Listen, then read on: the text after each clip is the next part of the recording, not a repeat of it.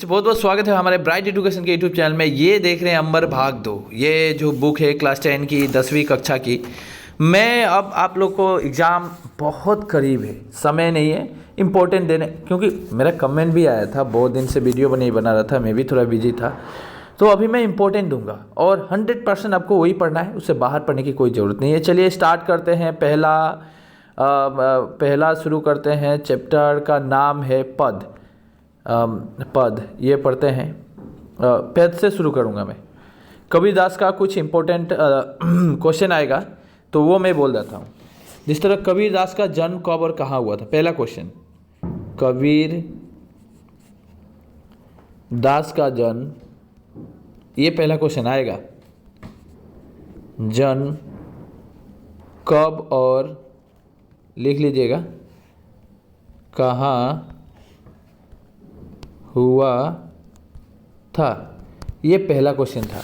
कबीरदास का जन्म कब और कहाँ हुआ था, ये इम्पोर्टेंट है। दूसरा क्वेश्चन है कि कबीर की भाषा को किस भाषा के नाम से जाना जाता है। क्वेश्चन आया हुआ था, मैं इसलिए बोल रहा हूँ। दूसरा क्वेश्चन, कबीर की भाषा को किस भाषा के नाम से जाना जाता है, यानी मतलब विद्वानों ने उनकी भाषा को क्या भाषा का कहा है। तो सदुकड़ी, पंचमेल, खिचड़ी, ये आंसर यहाँ से। कबीर की काव्य की भाषा को विद्वानों ने क्या नाम दिया था, तो सदुकड़ी, पंचमेल, खिचड़ी, ये आंसर है एक्चुअली। ये क्वेश्चन आएगा। उसके बाद कबीरदास द्वारा उनके शिष्यों ने जो, देखिए कालांतर में इन वाणियों को शिष्यों ने के लिखित रूप दिया गया जो बीजक नाम से प्रसिद्ध हुआ। जो कबीरदास की वाणी है उसको शिष्यों ने क्या नाम दिया था, एक क्वेश्चन रहेगा। बीजक, साखी, शबद और रमेनी, ये नाम से प्रसिद्ध है। साखी, शबद, बीजक नाम से प्रसिद्ध है। साखी, शबद और रमेनी, इनके 3 भाग है। याद रखिएगा। क्वेश्चन एक और आएगा, बीजक के कितने भाग है, 3 भाग है, साखी, शबद और रमेनी। ये मूल जो है बीजक है, इसका फिर 3 पार्टीशन किया गया है, साखी, शबद, रमेनी। कबीरदास के जो ये पुत्र वगैरह का नाम आएगा नहीं, छोड़ दीजिए, मुझे ये सब की कोई ज़रूरत नहीं है। अब बात आती है, मोको कहाँ ढूंढे बंदे मैं तो तेरे पास में, ना मैं बकरी ना मैं भेड़ी ना मैं छोड़ी गड़ास में। बहुत अच्छा पोएम है। यहाँ पे पद है, सॉरी पोएम नहीं बोला जाएगा, पद। यहाँ पे मैं ऑलरेडी ये एक्सप्लेन कर चुका हूँ पहले, और ये एक बार आपको समझ लेना बहुत ज़रूरी है। डिस्क्रिप्शन के नीचे लिंक दूंगा, एक बार समझ जाइएगा। अब मैं क्वेश्चन पे आता हूँ। आपको ये दोनों तो पढ़ना ही पढ़ना है, ये दोनों 100%। जैसे मोको कहाँ ढूंढे बंदे शब्द का अर्थ क्या है। मोको कहाँ ढूंढे बंदे, बंदे किसको कहा गया है, सेवक को, दोस्त को, पुजारी को, भगवान को। सेवक को हिंदुओं को कौन प्यारे है, राम प्यारे। तो ये इम्पोर्टेंट था। यहाँ पे पूरा इम्पोर्टेंट है, यहाँ से ये पूरी चाहिए। यहाँ से लगभग 3 मार्क का क्वेश्चन तो सिर्फ यहाँ से दे देता है। देखिए मैं सिलेक्शन कर रहा हूँ, बोलिएगा सर आप क्या दे रहे हैं, ये तो सब दे रहे हैं। भाई ये तो बोला ही है ना, पूर्ण वाक्य में उत्तर दे दिए। पूर्ण वाक्य में उत्तर दीजिए मतलब क्या, खोजी कौन है, मैं तो तेरे पास में, मैं शब्द, यहाँ मैं शब्द किसके लिए प्रयुक्त है, भगवान के लिए। हाँ, तो एक लाइन में, एक शब्द में जो आंसर है उसको आपको सब पढ़ना ही पड़ेगा, है कि नहीं। पीर ओले या क्या पढ़ते हैं, मेरी पूरी मवास में, या मेरी शब्द किसके लिए है। तो ये बहुत छोटा है। कबीर ने भर्म किसे कहा है, तो क्वेश्चन डायरेक्ट आ चुका था। सब यहाँ से क्वेश्चन कई बार आए। हम सिलेक्शन करूँगा बड़े क्वेश्चन पे, हमारा टारगेट ही रहता है कि हम बड़े क्वेश्चन को सिलेक्शन करें। बाय द वे, हम अभी भी बोले कि मैं टारगेट करूंगा तो बड़े को टारगेट करूंगा। निम्नलिखित प्रश्नों में संक्षिप्त उत्तर। अब यहाँ से मैं ढूंढ रहा हूँ, मनुष्य ईश्वर को पाने के लिए किस तरह का कर्मकांड करता है, ये चाहिए। 2024 के लिए सिलेक्शन कर रहा हूँ। मनुष्य ईश्वर को कहाँ खोजता है, सिलेक्शन ये इंपॉर्टेंट है।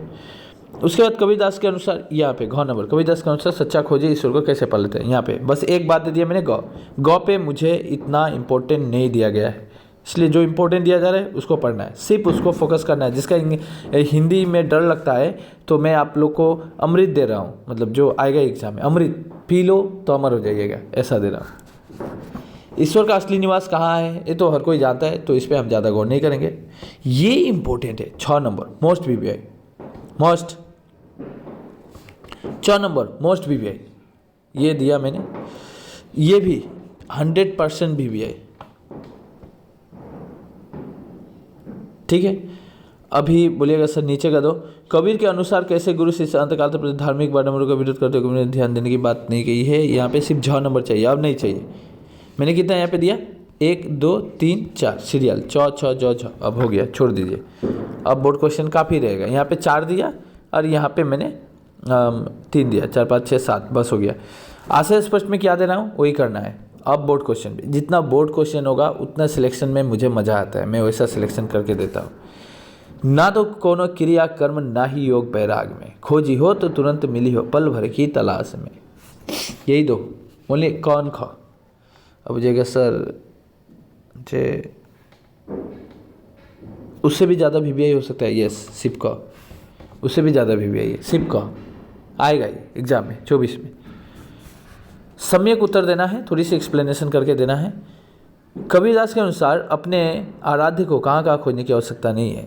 संत कबीरदास द्वारा रचित द्वितीय पद में वर्णित बाडंबरों का अपने शब्दों में वर्णन कीजिए। संत कबीरदास ने ईश्वर प्राप्ति की कौन सी सहज उपाय बताया है।